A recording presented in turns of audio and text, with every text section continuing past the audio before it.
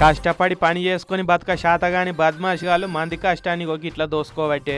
ఇది గుంటూరు జిల్లా ఏటుకూరులో ఉన్న ఒక గలి. ఈ పెద్ద మనిషి అప్పుడే ఏడికేళ్ళ వచ్చి ఇంటి ముంగట స్కూటీ ఆపిండు. ఇంతల్నే వాడు పల్సర్ బండి మీద వచ్చిండు. అటు ఇటు చూసిండు. బండిని టర్నింగ్ తిప్పినట్టు తిప్పిండు. బండి బ్యాలెన్స్ ఆగక కింద పడ్డట్టు కటింగు కొట్టిండు. పెద్ద ఆయన జర్రొచ్చి సాయం పట్టవా, బండి లేస్తలేదు అని ఆస్కార్ యాక్టింగ్ చించిండు. ఇంతల్నే ఇంకోడు ఎదురుగా ఒక కవర్ పట్టుకొని నడుచుకుంటూ వస్తున్నాడు.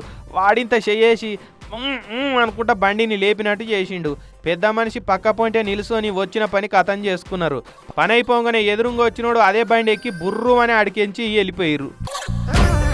ఈ పెద్ద మనిషికి అర్థం కాలే, వీడెందుకు బండి వడగొట్టిండు, వాడెందుకు వచ్చి లేపిండు, ఎందుకు మళ్ళీ వాని బండి ఎక్కిపోయిండు అన్నట్టు ఆలోచన చేసుకుంటేనే అంగి జేబులో చెయ్యి పెట్టి పుతికిండు. ఖాతామీగా ఫోన్ కనవల్లే. గప్పుడు పెద్ద మనిషికి సీన్ అర్థమైపోయింది.